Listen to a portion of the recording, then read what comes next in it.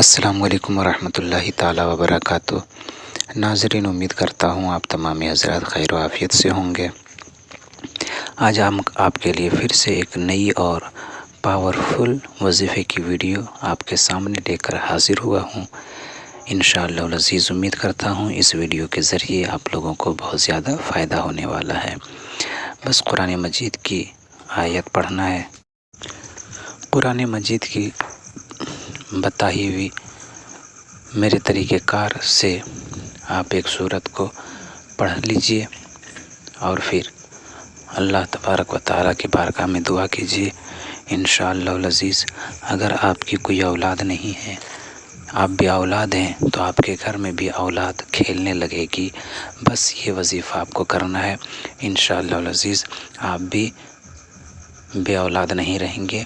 اگر آپ کی شادی کیے 10 سال 20 سال 25 سال بھی ہو گئے ہوں، اس کے باوجود بھی آپ کے گھر میں اولاد ہوگی۔ بس یہ وظیفہ آپ ضرور کریں انشاءاللہ العزیز۔ ہم آپ کو آج پورا وظیفہ کیسے کرنا ہے، نہیں کرنا ہے، کیا پڑھنا ہے، کب پڑھنا ہے، یہ تمام باتیں آج ہم آپ لوگوں سے شیئر کرنے والے ہیں۔ لیکن اس سے پہلے ہم آپ سے ایک چھوٹا سا ریکویسٹ کرنا چاہیں گے کہ ابھی تک اگر آپ ہمارے چینل پر نئے ہیں یا میری ویڈیو کو آپ پہلی بار دیکھ رہے ہیں تو فوراً آپ ہمارے چینل سے جڑیں۔ ہمارے چینل سے جڑنے کے لیے چینل کو سبسکرائب کریں، بیل آئیکن آن کر لیں تاکہ ہماری تمام ویڈیو سب سے پہلے آپ تک پہنچ جائے۔ چلیے تم آج کی ویڈیو شروع کرتے ہیں۔ آپ سب سے پہلے ٹاپک سمجھ جائیے کہ کیا ہے ٹاپک۔ آج کا ٹاپک یہ ہے کہ اگر کوئی بھائی یا کوئی بہن پریشان ہے کہ اس کے گھر میں بہت دن ہو گئے ہیں، یعنی اس کی شادی ہوئے 2 سال 4 سال 5 سال 10 سال 20 سال 25 سال ہو گئے ہیں، لیکن ابھی تک اس کے گھر میں کوئی اولاد نہیں ہو رہی ہے، تو بس اب آپ کو پریشان ہونے کی بالکل بھی ضرورت نہیں ہے، آپ کو گھبرانے کی کوئی ضرورت نہیں ہے۔ بس اس وظیفے کو ہم جس طریقے سے آپ کو بتا رہے ہیں، اس بتائے ہوئے طریقہ کار سے آپ اس وظیفے کو ایک بار کریے۔ انشاءاللہ العزیز آپ کے گھر میں بھی اولاد رہے گی اور آپ کو بھی اولاد ہونے کی خوشخبری بہت جلد مل جائے گی۔ تو آپ کو کرنا کیا ہے، آپ کو قرآن مجید کی ایک سورت سورہ کوثر یعنی انا اعطیناک الکوثر آپ کو 21 مرتبہ پڑھنا ہے۔ کس طریقے سے پڑھنا ہے وہ آپ غور سے سنیں اور ایک بار ثواب کی نیت سے سورہ کوثر میرے ساتھ پڑھیے۔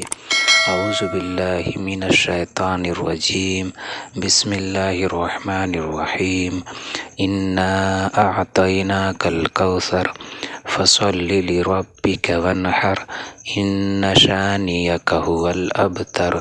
یہ سورہ کوثر آپ کو 21 مرتبہ پڑھنا ہے۔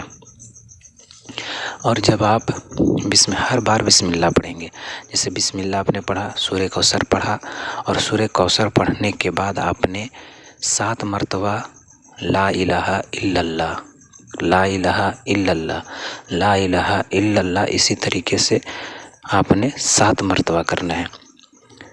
اور جب 7 مرتبہ لا الہ الا اللہ پڑھ لیں گے تو پھر آپ بسم اللہ پڑھیں گے، پھر سورہ کوثر پڑھیں گے، پھر 7 مرتبہ لا الہ الا اللہ 1، لا الہ الا اللہ 2، لا الہ الا اللہ 3، یعنی 7 مرتبہ پڑھنا ہے۔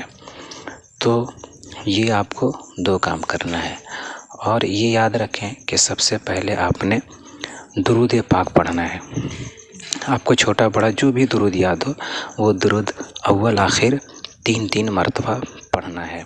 یعنی جب آپ نے یہ وظیفہ شروع کیا اس سے پہلے 3 مرتبہ پڑھ لیں گے، جب آپ کا وظیفہ مکمل ہو جائے گا تب لاسٹ میں آپ نے 3 مرتبہ وہی جو آپ نے شروع میں پڑھا تھا وہی والا درود پاک آپ نے لاسٹ ٹائم بھی پڑھنا ہے۔ جب آپ اتنا کر لیں گے اس کے بعد آپ نے اللہ تبارک و تعالیٰ کا 2 نام یا سمیع یا مجیب یہ آپ نے 33 مرتبہ لینا ہے، 33 ٹائمز، یعنی یا سمیع یا مجیب یہ ہوا 1، یا سمیع یا مجیب یہ ہوا 2، یا سمیع یا مجیب یہ ہوا 3، یعنی اسی طریقے سے آپ نے 33 مرتبہ لینا ہے۔ جب یہ لے لیں گے تو یہ آپ کا وظیفہ کمپلیٹ ہوا۔ اب آپ نے جو وظیفہ جو درود پاک آپ نے شروع میں پڑھا تھا وہی درود پاک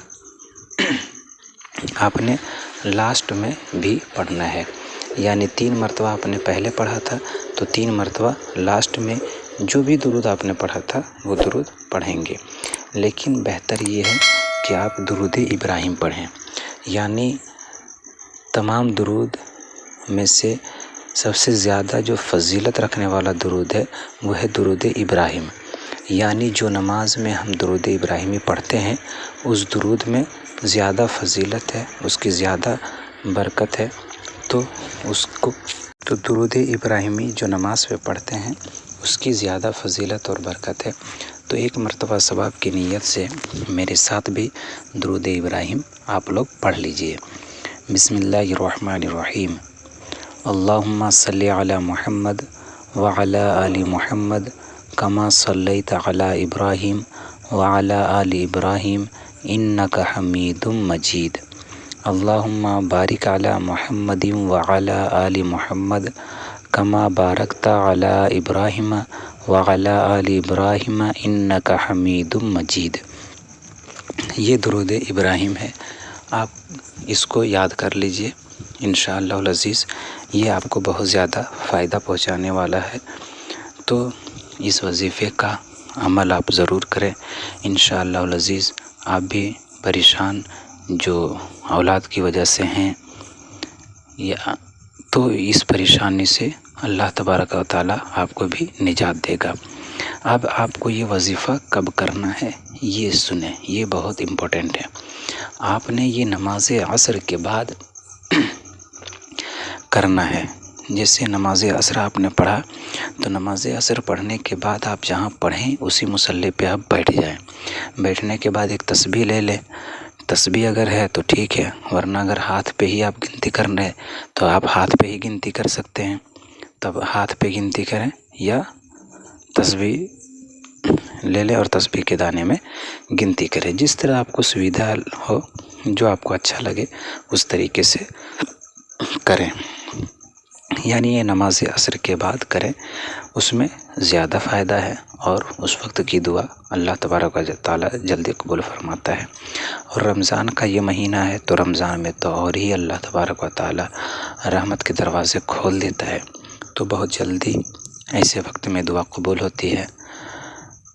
تو جب یہ پورا وظیفہ آپ کر لیں گے اس کے بعد آپ توبہ استغفار کریں، توبہ استغفار کرنے کے بعد آپ اللہ تبارک و تعالیٰ کی طرف لو لگائیں، لو لگانے کے بعد آپ دونوں ہاتھ اٹھا لیں اور پھر گریہ و جاری کرتے ہوئے رو رو کے آپ اللہ تبارک و تعالیٰ سے دعا کریں کہ اللہ میں اس مصیبت میں ہوں، میں اس پریشانی میں ہوں، اس پریشانی سے مجھے نجات دے دے، اس پریشانی سے مجھے نکال دے۔